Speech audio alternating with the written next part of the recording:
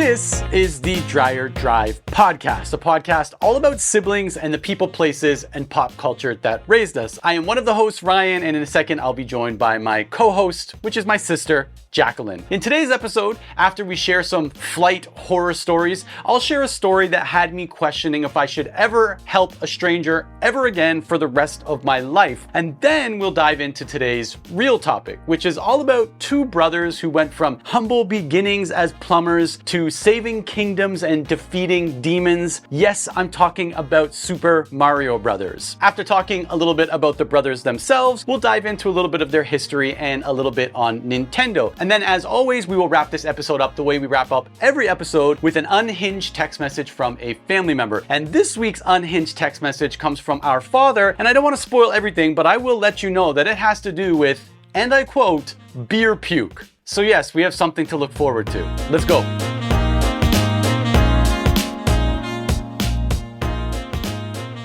This is so special to me.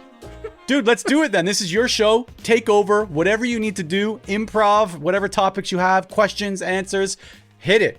Welcome to the Dreyer Drive podcast, a podcast about siblings and the people, places, and pop culture that raised us. Hey, nailed it. Perfect. I did like a high voice at the end. Okay, so my question of the week, if a video game console appeared right in front of you right now, any console, anytime, what would be the first game you're popping into play? I definitely play, like, the first working Mario. Know that one? I just play it. We bring it to the cabin, and I was really good at it. I just found out my new talent, but I can't take it to a school talent show at all. Why not? Set up a screen, Unless a projector? I have a TV. What do you like about it?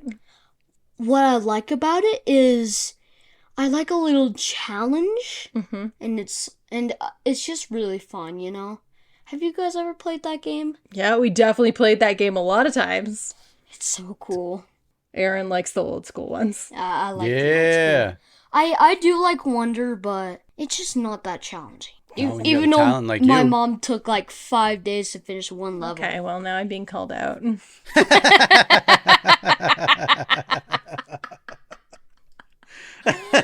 Oh. Okay, Aaron. Well, that was awesome. Thank you so much for doing your part. I think we might use your Dreyer Drive more than once. It was amazing. That was delightful.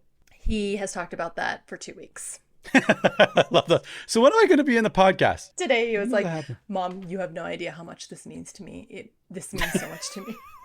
The stuff that kids pick up is so amazing. Like the little sound bites and the little things that they're like, that they drop in a regular conversation. Even just the concept of a podcast for like a little kid. No joke. Like 3 days ago, we were sitting at Noah's school. She sat down to put her shoes on. And this other, like the dad from one of her friends was also there. He's an American guy. We always just kind of chop it up while we're waiting. Noah's like, hey, daddy. I'm like, yeah, no. She's like, did you tell Esther's daddy about your podcast? And I'm like, and you're like, no. And he's like, oh, what's that? You've got a podcast? I'm like, well, I don't know if you'd really call it like your impression and expectation of a podcast is probably very different from what we're doing. But yes, we have a podcast. Yeah, we do. And he's like, what's it about? I'm like, well, it's with my sister and it's called Dreyer Drive and it's about the people, places, and pop culture. No one else understands it. Yes. No one else will understand this. But yeah, we talk about stuff about where we grew up. He's like, oh, I should listen sometime. And I was like, oh, yeah, I'll send you a link one time. Like to Aaron, he truly believes that we are the most famous people on the planet. If someone has a podcast, they are famous regardless. So he doesn't understand that like people actually have to listen to a podcast to make it famous. So like his greatest joy in life was being a part of this because he thinks this is listened to by millions of people every week. Which it is. So last week's episode about Wonderland went out. And at the beginning of that episode, we talk about numbers because the podcast had just been released when we recorded that episode. And I'm like, bro, we have crushed those numbers. since that one went out. Like, I felt embarrassed at those low double digits. Embarrassed, but also like pleasantly surprised. I understand those are low numbers, but also like even that low number of people want to listen to us talk about things is extremely flattering. No, I wouldn't use the word flattering. What would you use? Pleasantly surprised. Let's go with that one. And you know what? We talked about this in that episode as well. But the people that do reach out after the episodes go live with their little spins or stories or memories is we talked about this very early. Like, this would be kind of cool if we released these and people that we knew growing up reached out with their little memory or their little story or their little version of it, because we've talked about this, how our memories of the same episode or the same thing, they're slightly different. And just hearing other people's memories of certain things or other people chime in with like an added dimension to the story, I think has been really great. Like, especially for me, and I don't want to get too deep on it, but especially for me, as I'm trying to steal this full spotlight, especially for me, it's all yours. Living this far away and having like the physical distance from these people, places, and well, pop culture maybe, Also but pop culture. but the people and places that we talk about, I've got this great physical distance that I didn't realize was going to be a thing until we start recording these episodes. We put them out, and all these people that I have, again, really great memories of chiming in and sharing their story, or that the fact that that they're even listening is like, oh, well, thank you. No, it's like truly precious is the word I wanted to use. Like, Precious? It's fresh. It's fresh that we have all these little crispies out there listening to. There's something in other people remembering the physical places and things about where we grew up that also is like, okay, so I didn't like hallucinate that. Like, I didn't hallucinate the pizza place 2410241. Like, that was a real place that existed. And like, I love that's like my favorite part about hearing back. And it's like when someone messages me and it's like, oh, I heard you talk about this. Remember blah, blah, blah, the other place that we would go to? And I'm like, yes, like, I'm not crazy. I'm not the only person who understands that mainly cheese is the greatest, is one of the greatest losses of our time. The schnitzel with like the banana peppers on top. Mainly Cheese was a deli just a couple blocks away from our house that was owned by, I want to say, Swedish people? I would go Dutch. I think they were Dutch. Somewhere in that Europe. realm. They're over there. They're on that side. European. All the teachers that lived near, that taught at the school near us would go there for like their lunch breaks because they would sell not only like sandwiches and stuff, they would sell like packaged meals. Why do we always start talking about delis at the start of these? But they'd sell like these packaged like Swedish meatballs or whatever. And the way that I sometimes will out of nowhere just be like, I will cry if I don't eat a chicken schnitzel sub right now. And I can't because mainly cheese doesn't exist anymore. It only exists in our hearts.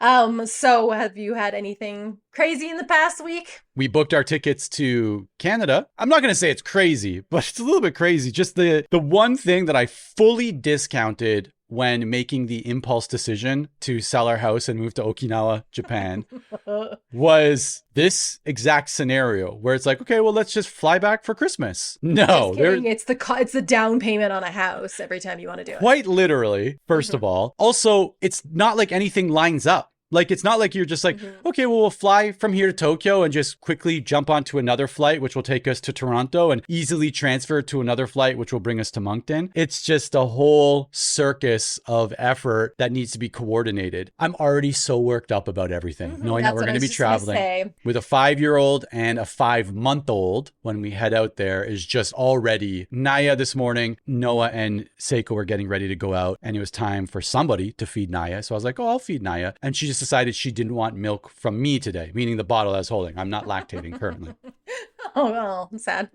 So I like get her like all set up. I get her bottle. She would not take the bottle from me and she's just scream crying. And all I could think about, like I transported myself into an airplane over the Pacific Ocean. And I'm like, no, you can't do this. And I'm getting all stressed. I'm like, not now, not when we're on this flight. We are months away from this flight. We're 2.5 months away from this flight, or I guess 2 months away from the flight now. And I'm panicking as if I'm on the flight and Naya won't stop crying. And I'm inconveniencing all of the people around me. Just the way that my brain works. I'm like, we can't, not now, not any place and any time, but now. I was in the bedroom trying to feed, and Seiko just just walked in, took the bottle, put the bottle in her mouth. She stopped crying. Gave you a look and walked away. Yeah. I'm like, but we're on the flight. What if this is, and you were sleeping? What if you were in the bathroom on the flight? I can't remember if I told the story on the pod yet, but we had been flying to Hawaii once. I had the 3 kids with me, and my kids were all asleep. It was the middle of the night, and there was a couple that was sitting. So we were in the bank of seats, and then they were in the middle bank next to us, and they had a mom and dad and 2 sons. The son might have been 3 and then like a 1-year-old, and the 1-year-old went nuts. I mean, it was like 2:00 in the morning, and this 1-year-old went almost like it was being taken over by like it was an exorcist situation. Like nobody could get it calmed down. And it got so crazy that the mom started freaking out because she couldn't get the baby to stop crying. So she left the baby with the dad and locked herself in the bathroom. And the flight attendants come back and they're like, is there anything we can help you with? And the dad's like, my wife's in the bathroom. I can't get her out. Like, I don't know what to do with this baby. And so then the flight attendants were in the back like, ma'am, could you please come out and deal with your baby? And in the meantime, they had this like 3-year-old who was also starting to fuss. I travel a lot with kids, so I had like stickers. I bring a lot of like those like sticky hands that you fling at people and stuff like that. Just like a lot of novelty crap. And so while they were doing this, I was like, stranger, give me your 3-year-old. I will take care of this one if you can figure out the younger one. And the dad was like, like, I don't know what to do. I was like, it's fine. And then afterwards, when they all got calmed down and they were apologizing profusely, and he was like, I don't know what came over them. I don't know what we're going to do. He's like, all the people on this plane must hate me. And I was like, look, yeah, are they going to go home and tell their family about you guys? Yes. They're going to land, and they're going to, when people say, but yes, that's the story. 100%. Yes. No, Are they going to, they're yes. Definitely, everyone hates you. But I was like, are they going to, like, when their family's like, how's the flight? They're definitely going to say, like, it would have been fine, except that this family had, like, a complete meltdown. But I was like, you don't know any of these people. You're never going to see them again. Who cares? They can talk about you all they want. What does it matter to you? I was like, live your life. You're going to Hawaii. All of us are going to Hawaii. We have nothing to complain about. Just live your life and enjoy your vacation. And that has been my advice for parents traveling with kids forever. It's like, will people hate you on this flight? Sure. You never have to see them again. We're all going on a trip. Once everybody hits the ground safely, you will be a topic of conversation for 30 minutes, and then they're going to forget you ever existed. And that, again, because I would like to be obsolete one day, is the greatest comfort that I ever have, is that people will forget me eventually. You never see these people ever again. You step off the flight, and then you're waiting beside them for your luggage, and then you're waiting in line for the shuttle bus. Oh, they're staying at the same resort. This is fantastic. This is great. I'm so glad I never have to see these. Oh, same return flight. Fantastic. Never have to see these people ever again. That's how it would play for me. Also in Hawaii once, Aaron loves the one who we just heard from. I don't know where that's going to be placed in the podcast.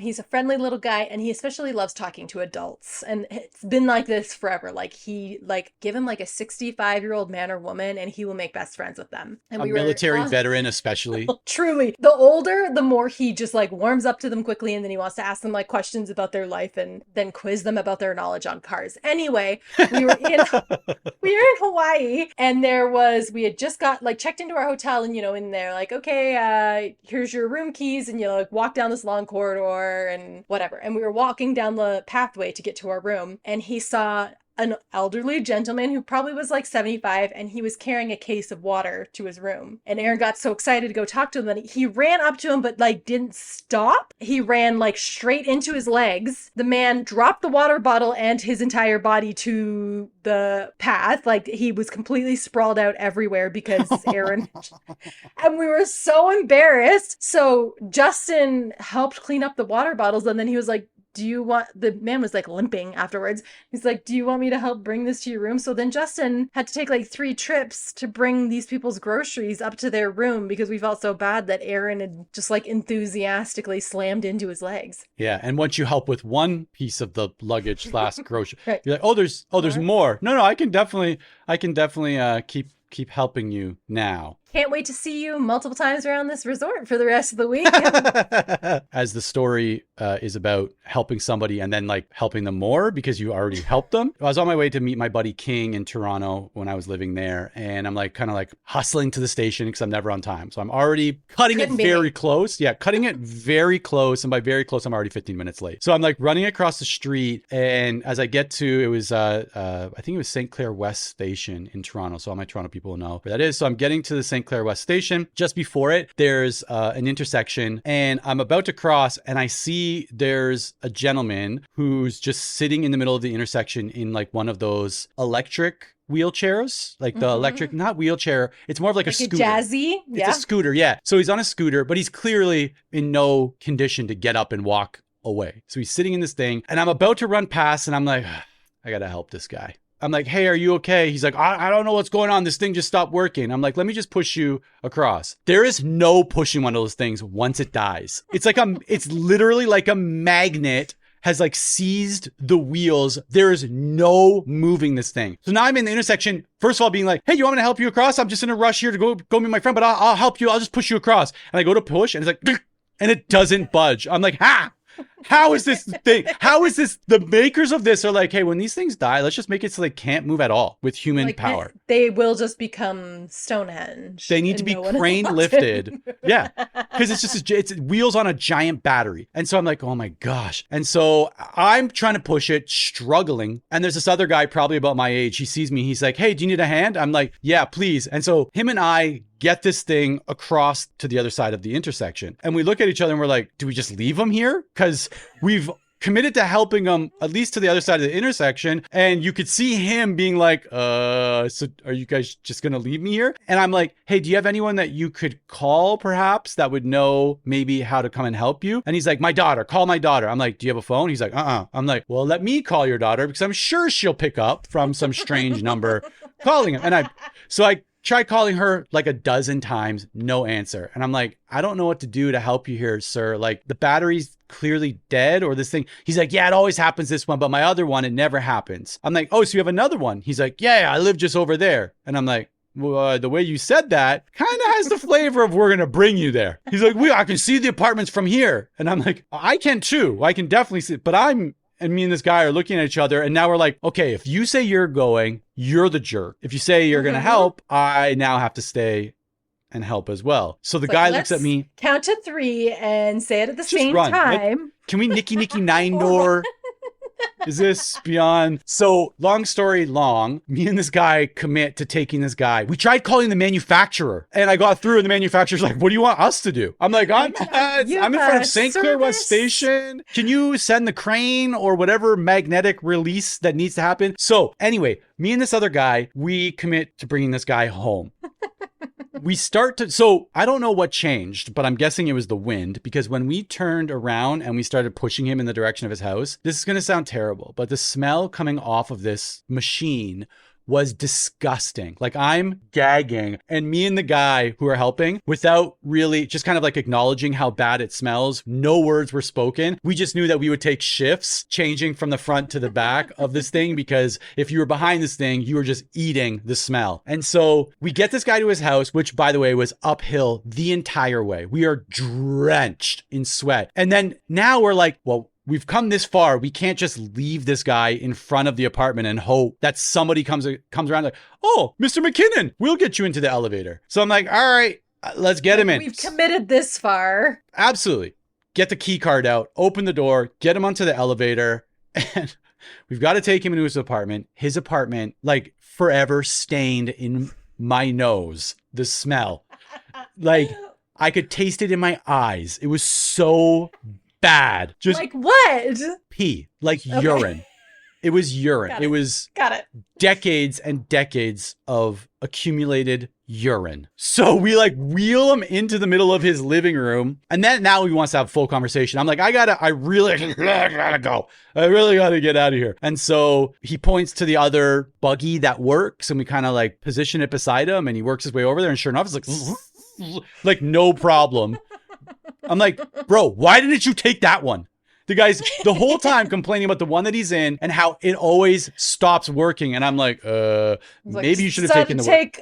Maybe it's like motorcycles where he's like, it's been sitting for a while. I gotta really throwback. I like the throwback to a previous episode there. Anyways, get outside. Me and this guy, we're like, okay, well, we've got to go. We go outside and I'm like, bro, thanks so much for sticking around and helping. There's no way I could have done that by myself. Nice to meet you. I'm Ryan. He's like, oh, nice to meet you. I'm Hans or whatever. I'm like, oh, he's like, yeah, I'm just visiting here from Germany. I'm like, wait, you're not even a Toronto person and you're here just spreading contribution and community across the globe and you're not even from here. He's like, yeah, I'm just stopping over here on my way to Japan. And I'm like, oh, let me tell you a few things about Japan. Like, so do you want to have lunch or how are we going to do this? I was like, do we exchange numbers? How do we, how do we best friends? How do we proceed? We stopped talking to each other and both walked in the same direction, got on the same train on different cars and then so Hans, first of all, I don't think that was your name, but you're out there. I think it was actually like Michelle or something. I also think that's wrong, actually. I'm just making up names. From Germany? that have a slight European flavor to them. If you're out there and you're listening, which I'm sure you are, Bjorn. Thanks for the help, buddy. You made that day much, much better. But I got to the restaurant, I couldn't even eat. Like I was so I had to go home and shower. There's a movie called Departures, and it's a Japanese movie about this guy who needs a job. So he ends up being an embalmer, I think would be the term. Does that make sense? You yes. prepare bodies. Yes. Okay. For burial. So I guess an embalmer, maybe. And the first time he embalms, the first time he's involved in the preparation of a body after it had passed on, he goes home and he's like, he's smelling his wife's hair and like her hands and like her apron because I think she was in the kitchen like cooking, and he like falls through down. He's just smelling every part of her. That's how I went home to Seiko. I was like, just let me smell all the things. Just let me smell all of the good candles. Moral of the story: don't ever help people. If there's anything we've learned, it's that we should live just as solitary creatures on this planet, and we are not meant to be in a community whatsoever. Let the Germans help. Let the Germans help. So I alluded to the question earlier. Because you mean asked the question? You asked the question earlier? I asked the question earlier because Aaron really wanted to be involved in the answering of the question. Kind of got lost a little there in the middle, but not all of us are expert podcasters, so have a little grace. But the question was, if a video game console appeared in front of you, A, what console would you want it to be, and B, what game would you play? Man. Do you want me to go first? What do you think? You go first. I always go first, so yeah, you go first. Okay, so I had two. Specifically, the first is my all-time favorite throwback game, a little known game called Donkey Konga. And if you remember what Donkey Konga was, it was on GameCube, and you had a set of bongos, and you played the bongos along with pop music. Like it would be like, I have watched I can't believe I've done this, but I've watched walkthroughs of all the different songs because sometimes I'm just like, I'm really stressed out. I really need to listen to the Donkey Konga version of Locomotion. I don't know why. And Donkey Konga is like probably not my number one favorite game.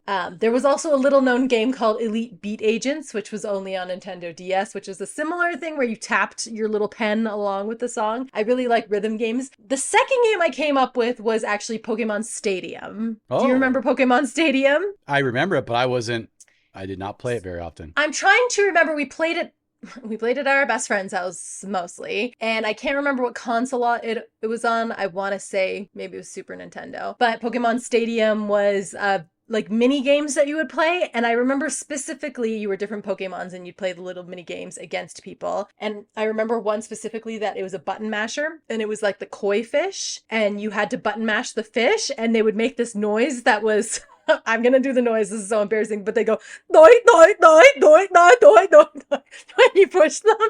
And like something about the sound these fish made just did something to my brain chemistry. What the heck? That's a seal. I think they just sampled a seal. I'm gonna look it up. I'm gonna see if I can find like an audio recording of it. Yes, here it is.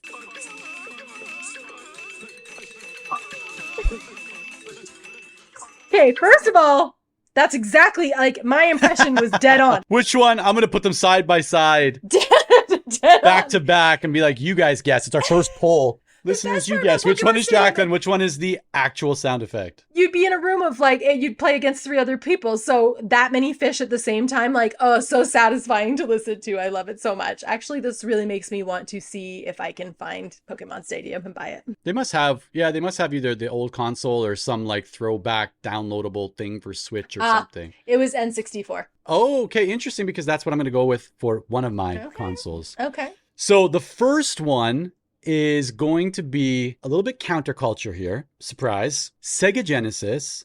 I knew you were going to say a Sega game. Altered Beast. So what the heck?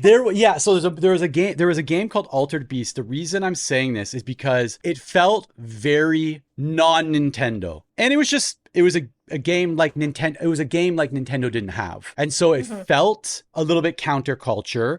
It felt a little bit cool, a little bit dark. And I'm pretty sure I remember that I had a really cool commercial for Altered Beast. So as part of the show notes, I'm going to see if I can find it and dump it in the show notes, or at least on the Substack article that goes along with the episodes that we publish weekly on DreyerDrive.com. The other one was N64 GoldenEye. It was the one where... So good. Yeah, where just, first of all, you and your buddies could all get together and you could all have those tournaments, stay up all night, run to somebody's house. I had a buddy every lunch period. We would go to his house and we'd load up some GoldenEye while we ate our like tuna sandwiches. And it was the first one that really felt like this is the future of gaming. I'm not a really big gamer. Like I've got a Switch. We play as a family, Nintendo Switch, but I've never been a real big gamer. I do enjoy those competitive first player shooter games or a sports game, right? But anyway, those would be the ones. I think Altered Beast on Sega Genesis and then GoldenEye on Nintendo 64. This is one of the questions that I also would love to hear from our brother's perspective too, because Daniel is a big gamer, and I would like to know like what was like the catalyst for the tipping point. The tipping point for, because here's the thing, I love video games. I play video games every single day. The type of video games I play are not the same type of video games Daniel is playing. But sometimes they are. Sometimes they are. During COVID, when we weren't able to travel and see anybody, me and Renee, his partner, all got into Animal Crossing pretty heavily. And I'm still very heavily in Animal Crossing, but for a while because we could go visit each other's islands, like it was a big deal during COVID. Listen to yourself right now, please. I know. He's like, I remember the first time I was able to go visit Daniel's island during COVID, and it was like the earth is healing. Like I'm able to go visit my brother's island. Like I can't go see him in real life, but I can like run around and like pick flowers and like see the island that he designed. And so like it's near and dear to my heart. Renee has the best island I've ever seen. I think I probably talked about this before as well. Renee's island is insane, to the point that like Justin wanted to go see it and I was like, no, you can't see it because then you're gonna think my island is crappy and I don't need that in my life. So yeah, but Daniel plays more sports games, right? Like that, to the point where we went to visit him before we moved, and I got invited to a friend's house. They're like, oh, why don't you guys come over, right, for a barbecue before you leave? I'm like, sure. I'm like, Dan, you want to go over to my buddy's house or our buddy's house for a barbecue? He's like, honestly, I've got 7 games I have to play this weekend. I'm like, sorry? He's like, yeah, or else I lose my place in this league. I'm like, looking around being like, I'm sorry, what league are we talking about? He's like, FIFA. I'm like, FIFA. Sorry. So you were saying no to coming out to a friend's house with me who's leaving tomorrow. I won't be back for I don't know how many years. And you are staying. He's like, what? I've got game. I will lose my position in the league. He will sometimes play with my 15-year-old son. They are the same person, so it makes sense. But in the spirit of that, I want to talk about Mario Brothers as a study on siblings, truly. How more iconic. Okay, so first of all, I think it's important to talk about, obviously, the history of where Mario even came from. And some of the stories about Mario are genuinely very interesting. Nintendo itself is founded in 1889, which was truly shocking to me. It was before the 1900s. They created card games. It was a card game manufacturer. You're going to have to help me on this one because it is a Japanese card game called Hanafuda. Is that correct? Yeah, sounds about right. And it's created by a man named Fusajiro. Fusajiro? Fusajira Yamauchi. Yamauchi. Does that sound yeah. right? Okay. Oh, my Japanese is coming along great. So he's the one who creates this card game, and that's all they create until 1949. His grandson takes over, and his grandson rightly believes that they need to diversify Nintendo as a company. He tries a few different things before they land on other games. He tries rice packets is one of the things he tries selling. Naturally. And, love hotels was the other thing that he tried to develop, and neither of them really took. But love hotels definitely are a thing in Japan and still. Explain to me what a love hotel is. A love hotel is a hotel where you go to have love. So they're out there. The love hotels are definitely a thing in Japan. And yeah. When I read Love Hotel, all I could picture was in Dumb and Dumber when they get in the motel and it's the big heart-shaped hot tub. There's some like that where you go in. They usually have like karaoke in the room, some gimmicks and other things in the room. But anyways, it's okay. So this grandson, he's trying out these things. Nothing's working, but he has seen Atari have some success and decides that he also wants to enter the game console market. He creates something called the Color TV game, and it's a console that comes preloaded with games that's actually sells 3 million. So he's like, okay, like at first we're doing amazing. This is the pathway Nintendo is going to stay on, is game consoles. After that, he begins manufacturing arcade consoles, the big cabinet ones that you would go see in an arcade. P.S. I love an arcade to this day. An arcade that gives you tickets that you can then go buy like balloons with. Like it triggers balloons? like balloons and like blow up hammers and little army men. Like that's my jam. There's no gambling allowed in Utah, so you get it where you can. Are you familiar with Japanese game centers at all? No. So literally every mall, shopping center, most grocery stores, maybe not most, but grocery stores, they have game centers like in the facility. Like you go and you there's a lot of crane games, right? So that's huge in Japan. There are so many. I've been watching videos on Instagram of like the locker ones where you try to get a key to a locker. That's a gacha. So that's a gacha where, yes, they have ones where the premium gachas can be anywhere from 3,000 yen, so like $30 to like $100, and you get a super gacha thing that you open up, and maybe it's a key or maybe it's some prize or a coupon for something really big. I did watch one literally last night where a guy won a PS5 in the premium gacha for 3,000 yen. They put them at like entrances to restaurants and stuff like that where you can we always do it. Noah always does it. But game centers, they're everywhere in Japan, and they'll have, it's an arcade, basically. A ton of crane games. Your Donkey Konga. Well, that's from Japan. That's the giant taiko drum game, right? They have DJ games, the guitar games. They've got Dance Dance Revolution, which was a thing here for years before it ever made it to Canada and the United States. So game centers are a real thing out here, but they don't have the cabinet style old school arcade games for the most part. Some of them will. Really interesting. Some of them will, but a lot of them are pretty kind of like gimmicky games, or the ones where you sit in and they've got the Luigi. What is it? Luigi's Castle? Is it the Mansion. one? I mean, Luigi's Mansion. Yeah. And you've got like a vacuum cleaner. So instead of getting in and getting your like gun to shoot stuff, you sit in, you get like a plastic vacuum cleaner that you have to like shoot at the screen or whatever. So anyways, game centers, very, very, very, very big in Japan. Okay, your kids will love them when you come here next year. We have to, because like that truly sounds like my perfect afternoon. So they had been selling these cabinet ones. They didn't sell as well, and one of their original cabinet games was Donkey Kong.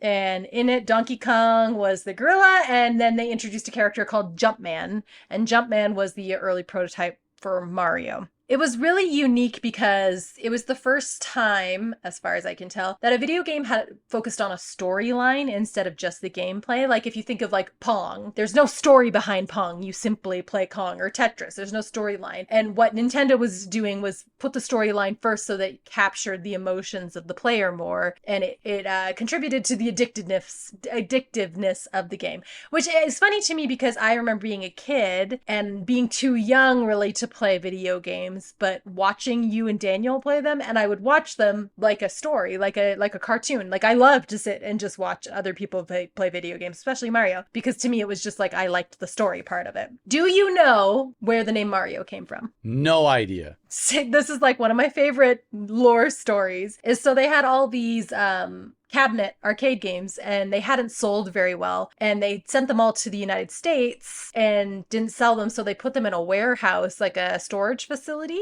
and because they weren't making any money on them, they weren't making the payments on the storage facility. The owner of their storage facility was named Mario Segale, and he was constantly calling them being like, you guys have to pay for your storage fees. And they'd be like, it's okay, we'll get you the money. We'll get you the money, Mario. We'll get you the money. And just like would never get around to paying him. And finally they were like, let's just name the character Mario. And it like flattered him enough that he backed off the payments until they were able to actually make money off the real Mario game. Crazy to me that he never asked for like royalties or anything. He literally is Mario and never saw anything but the payments on the storage facilities. So that's all it takes, folks. If you're ever in deep, just offer to name something after the person who's after you. Animal, child, it doesn't matter. Whatever you have, really, people will take it. Donkey Kong is a successful game, and then it turns into developing Donkey Kong Jr., and that's when they turn Jumpman and officially name him Mario. It's funny because in the first games, Mario is actually the bad guy. Like, you're working against Mario. In 1983, they decide to develop Mario into his own game, and Mario is going to have a brother named Luigi. And the whole storyline is that they're plumbers, they're defeating things that come out of the sewers in New York City, and they're trying to save Princess Toadstool, Princess Peach, also known as, from Bowser. In 1988, they begin selling the at-home console, and Super Mario Brothers is auto-loaded onto the console, and because of that, it becomes the most popular game in all of America. In the 1980s, Mario appears in 12 Nintendo games, and to date, he appears in more than 200 Nintendo games as a character, wild. Which is crazy to me. Okay, so the whole idea of why they added Luigi in, why do you think they did that? No idea. If I had to take a guess, I think it would be one, to extend the storyline, right? Mm-hmm. And I think also maybe to make it relatable, or maybe expand if you're playing it as a family, because if you remember that the Nintendo, it was Super Family Computer, right? That was what the original name was for Nintendo in Japanese, or family computer, right? So it's based around family, and families playing Nintendo together was the kind of like marketed thing, if I remember correctly. Yes, and what's more, there was a lost opportunity before because there were two controllers, but only one person was ever playing it. Sure. And so they had this idea, let's add a second person so that two players can play Mario at the same time. Of course, they still don't have like a huge budget, nor do they have a lot of time. So the reason they're twins, basically, is that they just copy-pasted the exact clothes and everything. And stretched copy, them a paste, little stretch, bit. turn that to green. Actually, in the original one, they're the exact same True. things. They are copy-pasted. And the reason he's green is he's just the inverse of the colors they had already used on Mario. So it was like copy-paste, invert colors, and send them on their way. And that's why they started using Luigi as part of it. They originally also, Princess Peach was supposed to have like more of a role, and she was supposed to be more of a like powerful woman type character, but in the interest of time, and they wanted to really simplify the story, and they'd already introduced Luigi into it, they decided to just kind of make her like the damsel in distress. Now, I think we have to talk a little bit about the 1993 Super Mario Brothers movie, which is panned as one of the worst movies of all time. I was reading about the Mario Brothers movie, and I want to read you probably one of the worst quotes I've ever read about how content was created. It is from an article on inverse.com, and it was like an oral history of the movie. And it says, the film, which deliberately bore absolutely no resemblance to the video game, was set between parallel New Yorks in a world in which dinosaurs never went extinct but evolved undetected side by side with humans. The villain, a human version of Bowser called King Koopa, is played by Dennis Hopper, who must retrieve a meteorite fragment from a woman called Daisy in order to join the two parallel realities together and take over the world. It was a confusing, constantly shifting story that drove some of its central players to the brink of madness.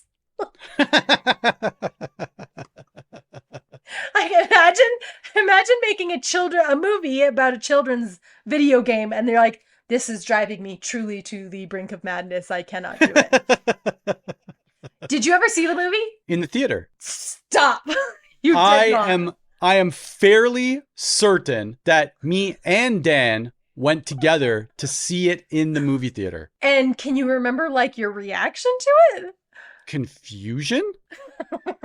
Even to this day, like I can't imagine sitting down to watch it because it was just such a mess, right? Like it was just all over the place. From what I read about it, it was that originally the people that joined to be part of the movie, like Dennis Hopper, were really excited about the script and they were like, this is amazing. But because it had to go through so many layers of executives, by the time they were able to actually film it, it just became like this weird bastardized version of like 17 different people's idea of what the Super Mario Brothers movie would be about. It lost $90 million. Oh, man. And well, lost $90 million and truly broke the souls of everybody who was involved. And I think I read my notes wrong. It only lost $10 million, not 90. Who knows what it maybe broke even over time, but. Well, now I think it's one of those movies that's like a cult classic. And I know they do like showings of it at movie theaters. And I'm like, okay, no, thank you. They do the TV shows. If you also remember the TV shows, there was like it was almost like an SNL for kids, I want to say. Like, wasn't there like it was like a skit show that they did in 1989 was the live action movie. 1989 was the live action show. And then 1990, they do a cartoon based Adventures of the Super Mario Brothers. The Mario Brothers become a franchise, obviously. The original Mario Brothers, like I think it's the first 3 are just straight side scrollers, which is my favorite type of a Mario game. I still would prefer a side scroller, but they also do puzzle games, which is like Dr. Mario, which is a Tetris type game. And then they also do like versus games like Mario Donkey Kong. They also did some open world Mario. My favorite is either a side scroller or the Mario Kart games. Mario Kart in our family is probably like a staple game. So when I was pregnant with my middle son, I had a condition where I had to be in the hospital for 6 weeks and I wasn't allowed to be up at all. I had to be monitored 24/7. So I was flat on my back for 23 hours a day, like a prisoner. I was allowed to get up and shower for 1 hour a day. And then as soon as that was done, I had to be back flat on my back, monitors back on. And so I obviously had a lot of time to spend doing nothing. And so my husband bought us each a Nintendo 3DS at the time with Mario Kart installed on it. And every night he'd leave work, he'd come to my hospital room and we'd sit and play Mario Kart for like hours. And I remember one time, because I react really strongly to video games. And I remember playing and I was getting so frustrated because he was like red shelling me like you would not believe, that a nurse came in and was like, your blood pressure reading is going crazy. Is everything okay in here? And I had to be like, oh, I'm sorry. I'm actually just like playing a really intense game of Mario Kart in here. And I'm like, she's like, you can't do that anymore. I was like, never give me Mario Kart or give me death. We also are big Mario Party people too now. Which those are the games we play nonstop here. So so we've got Switch and we play Mario Kart. Noah really loves the game ones. So like not where you're actually doing the race, but where you're essentially cops and robbers. Yeah. Or the balloon popping one. Balloon popping game, yeah. So we spent a lot of time doing those ones. And then a lot of Mario Party as well. Imagine we're kids, Dreyer Drive, we're about to play Mario or whatever, Mario Kart. What character are you selecting? And do you think like psychologically it means anything? Honestly, I usually go for Mario or Luigi, right? Like that's... Okay. What if Daniel was playing? That's usually what would happen, right? So I was Luigi by default. I didn't get a choice. Because you're the little brother. Yes. Okay. To this day, I only play as Princess Peach, and I think it's because I was brought up as like, you're the girl character. Like, you can't play any other character. You are the girl. When we do Mario Party, Noah makes sure it's all girls. So she'll be like, Daddy, who are you going to be? I'm like, I'm going to be Donkey Kong. And she'll be like, you're going to be Peach. I'm like, okay, don't ask me. All right. Just don't even ask me. When I was a kid, I was just mostly like excited to be like, if I was invited to play, like that was a big deal. So I would just be like, oh, this is my big moment.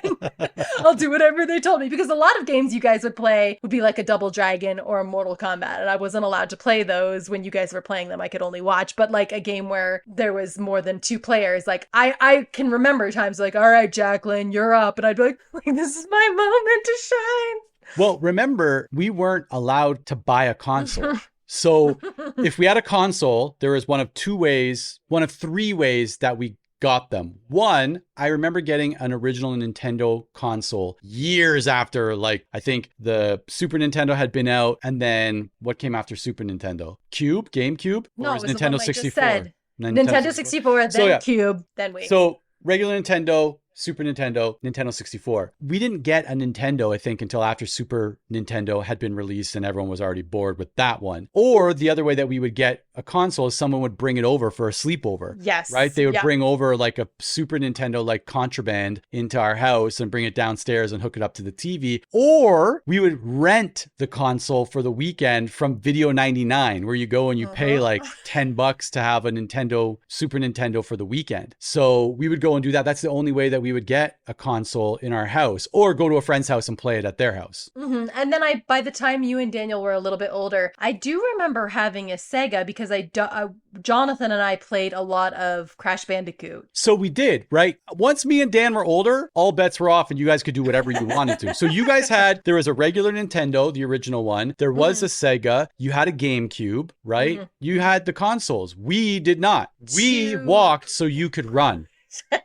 And then I think of like my kids and the way they are being raised. Like we had, like, I would never not have a console in my house. First of all, like sometimes I was like, did mom and dad realize like that they were just like owning themselves at that point? Like, why wouldn't you just take an entertainment system that entertains your kids for hours on end? It's right there in the name. It's literally right there in the name. Like, what are you trying to prove? Just give us the goods. We'll leave you alone and stay out of trouble for an hour at a time. There's no way I would be without one now. You know what's kind of, in our house, it doesn't get played. It's like in our house, it's like the 3rd or 4th line of defense against boredom. Noah doesn't go to it first. She'll go to arts and crafts, or she'll go to Legos or dominoes or something first. And then she'll work her way down to being like, hey, Daddy, do you want to play? Which to me is kind of like, yeah, that's the way that it should work. Like you have it there and you're not always playing it, and it's an option. Because even last week she turned it on and Seiko said like, wow, it's been a few weeks since you guys played Switch, because it's only her and I that play. But I am going to surprise her for the trip to Canada, where I'm going to get her the Peach game, and I'm going to get her a pink controller because she really likes. Oh my gosh, pink. I'm dying for her. Yeah, so I'm going to get some Nintendo Switch related goods for the flight. Peach Showtime is that's the one. Truly a beautiful feminist game where Peach gets to be anything she wants to be, and she's so cool. I bought it the night it came out because I am a big Peach fan and I play a lot of video games. I do play every single day, even if it's just like, especially with like Animal Crossing, if you leave your island for too long, like it gets weedy, and the animals also can be like kind of... Please listen to yourself right now. Shut up. Gets a little bit messy. It gets messy. And sometimes if you're gone too long, the animals get a little like passive aggressive. They're like, oh, I haven't talked to you for a while. Like, and then I can't take the guilt from my animals. The worst part about it is I started my Animal Crossing Island during COVID. I bought it like the first week of March in 2020 because we were all stuck at home and thought it was going to be like a short-term thing, right? So I was like, told the kids like, yeah, let's buy a Switch and I'll start playing Animal Crossing. I spent 2 years on that island, and I know. Just really like take any of these. No. I can't think of this. I can't think of this in any way but like how this is affecting my life. I can't think about it objectively. I spent 2 years on that island, and that Switch kind of started to die out a little bit. Like it wouldn't hold a charge anymore. And Justin was like, well, we can like trade it in and get a new Switch. And I was like, but my animals live on that Switch. And he's like, they're not real. And I'm like, but like I can't just abandon my animals. So he bought me a new Switch and we kept the old one as well. I started a new island. I'm now 2 years into a new island. But sometimes I go back and I visit my old island to like say hello to the animals. And You I'm not kidding. need help. I pray for anyone that you hire as your housekeeper and you come in and there's a note of things to do. And one of them is to visit the island and make sure that it's not getting like... You could weed the island? Yeah, could you that would be please great. weed? And she's looking around. She's like, the kitchen island? You're like, actually, no, here's my switch. Here's the password. I don't know if there's a password protection on it, but... This is just the ramblings of a person who's really passionate about Animal Crossing. I would like to take a minute to thank you for making this episode extremely easy to edit. Anytime you talk, I am cutting it out. Literally anything you say, I'm cutting it. This is going to be This is 45 Animal minutes just Crossing me. talk. Yeah. It's a podcast just about Animal Crossing, but that's like, it's truly the podcast that I wish I was doing right now because I would be able to talk Pivot. endlessly. Well, if we want to wrap up the talk about Mario, I do want to say, sadly for our addicted personalities, the Mario Teaches Typing game that they had from 91 to 96 is no longer in circulation. So sadly, we will not be able to fixate on it. Last we know about Mario is obviously the movie came out in 2023. Mario Wonder is the latest game in the franchise, which is a fantastic old school side scroller Mario game. And the last movie was good. Like the last movie was movie. actually really good. We've watched it, I think, 4 times. No one really likes it. There will be a sequel in 2026. Hey. It did very well. It grossed over the 1 billion mark, and it's the first and only video game movie to hit that. Tough space. It's a real that's a tough crossover. I would have thought it was going to be Mortal Kombat because that is a classic in my brain, the classic movie where they just had rave music and screamed Mortal Kombat for 3 hours straight. Yeah, that movie is horrible. But a couple things that I did want to mention. One was the usage of mushrooms in the Mario, the original, well, in the Mario franchise. Do you know why mushrooms? I do not. So mushrooms are somewhat connected to Japanese folklore, and magic mushrooms were legal in Japan until, I want to say, I'm going to check this, until the year 2000, I believe. I thought you were going to say, until I wanted them to. Now, another thing that I would like to do right now, for those of you listening, there is some nonsense circulating social media about what Mario says in Super Mario. Oh, okay. It's yes, me. I've also heard this. So there are these videos out there that say that it's me, Mario, right? Like this, it's me, and saying like, oh, now I know that he's not saying it's me. He's saying it's me in Japanese, and that means Super Mario. It does not at all. That is false. You that heard is it not here first, folks. You heard it here first.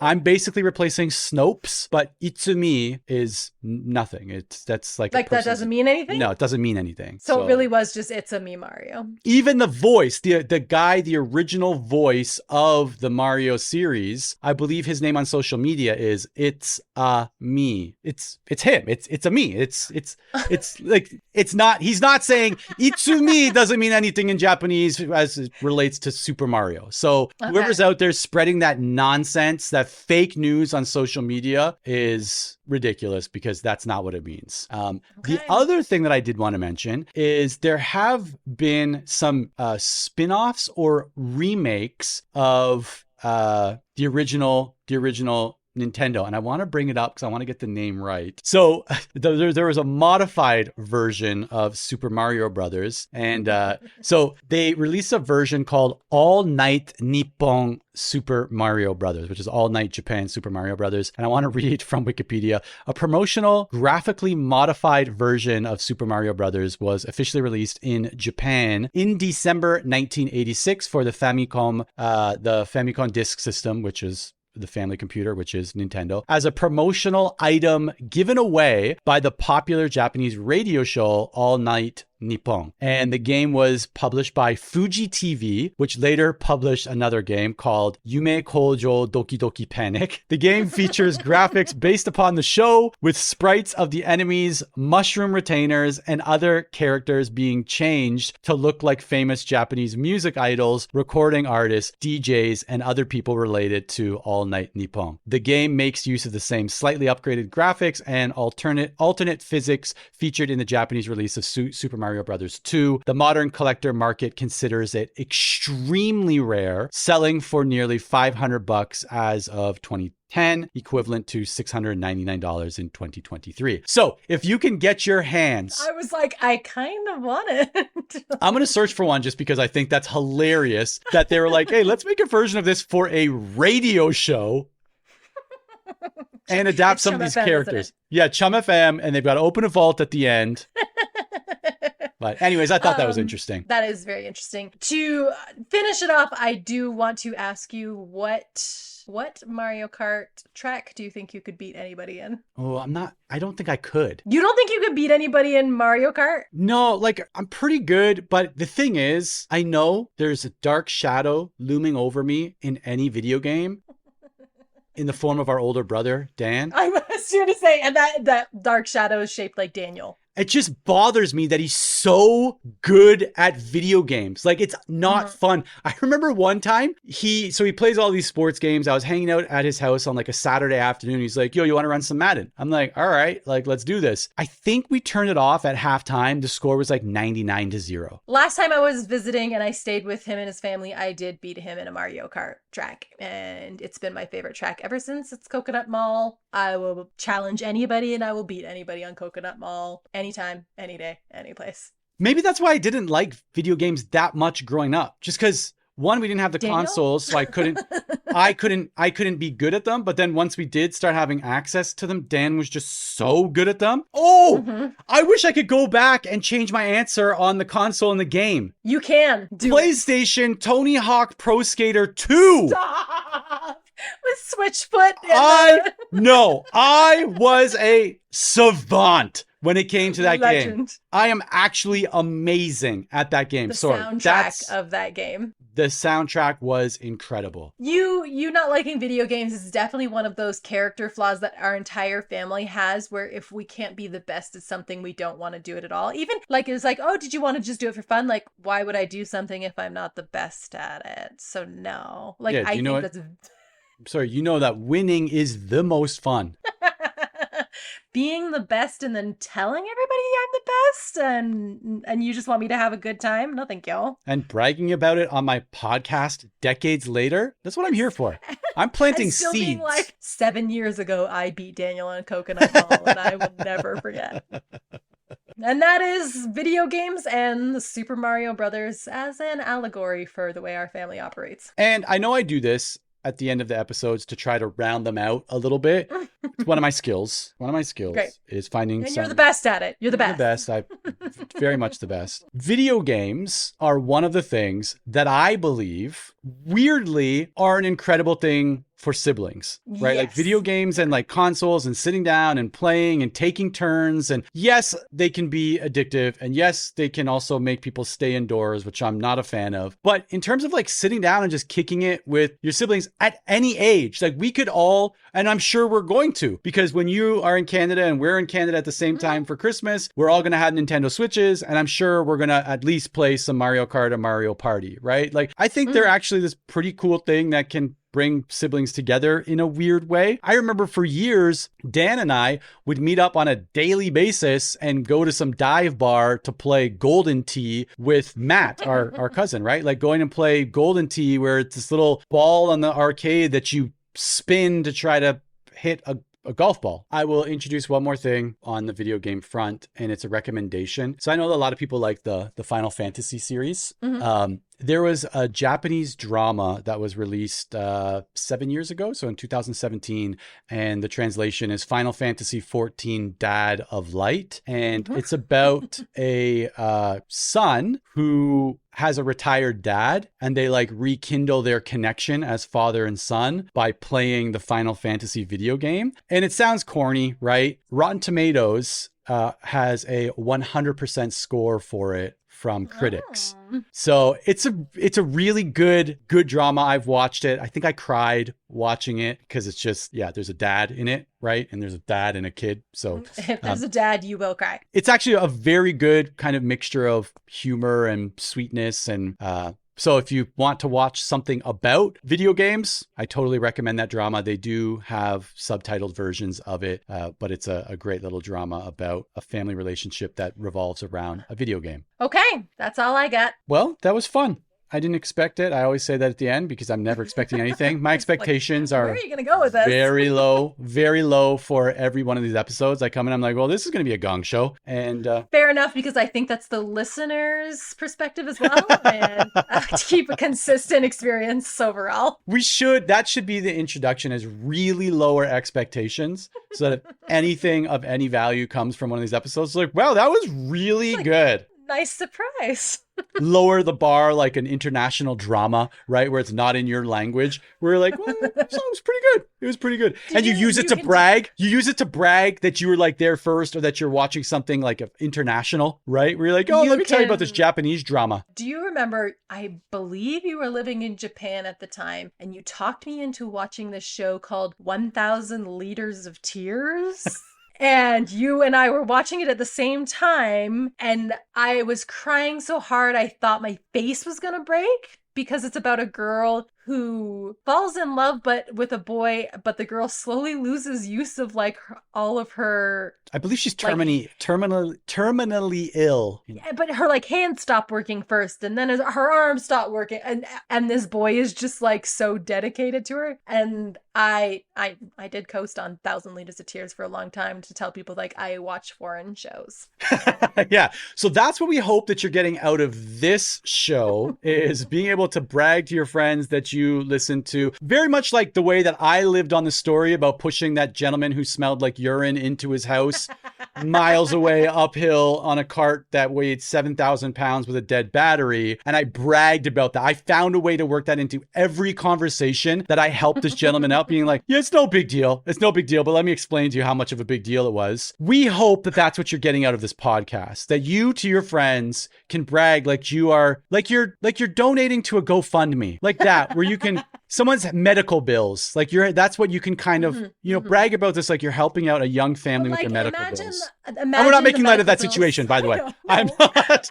I was going to say, but just imagine if medical bills are just like our own egos. Yes. That's what you're donating to. Yes. And without you, we have nothing. And if we're not the best at something, we have to quit. So what I'm saying is, if we can't do this at the top level, this podcast can't exist. Yes, I like that a lot better. Our delicate egos are the ones that are on the cart that is no longer moving in the intersection, and we need you to push it to our urine-soaked apartment buildings. I just remembered like your dedication to metaphors, and you still got it. You still got it.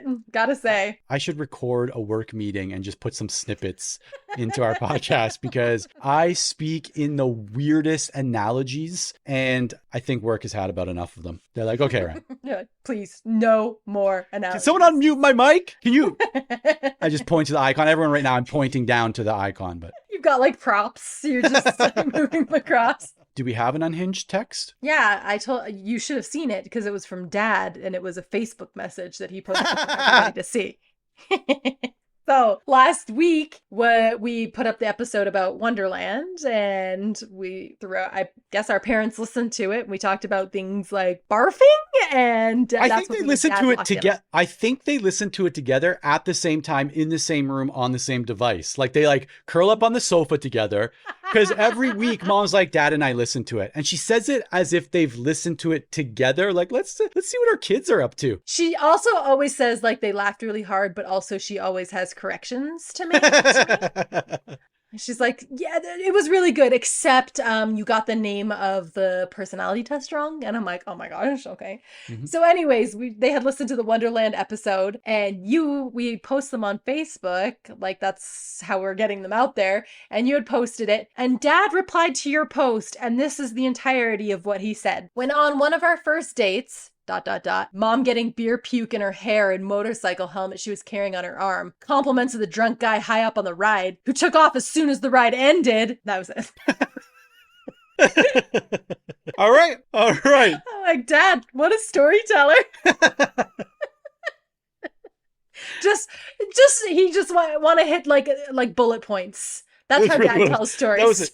That was a slide. That was a PowerPoint slide. It was bullet point. First date, bullet point, mom getting beer puke in her hair. Bullet point, motorcycle helmet. But how did he know it was beer puke? Can we just focus on that tiny detail for a second? How did he know? And that he put beer puke in quotations, like it's like a little beer puke. Like what? Why are the finger quotes, Dad? Yeah, maybe that's why, because he didn't know. Maybe he was assuming based on the gentleman's condition. Or maybe it wasn't. That's what people in the streets were calling it, but it's actually something else. People in the streets? Beer puke. My mom's just walking around with puke in her hair, and they're like, looks like you got hit with some of that beer puke. And some woman comes around the corner and goes, do you have 5 children? You are one $5 of a mama. She's just beer puke running down her face. Okay, love it. All right, well, that was fun. And we'll catch everybody next week for another quality episode of the Dreyer Drive as podcast. long as I can get my island taken care of first. Animal. All right, see you next week. Okay. Let's start the podcast. No, that was the podcast. All right, let's dive in. I Can we prepared some restart it, notes. please? Huh? Can we do one more time?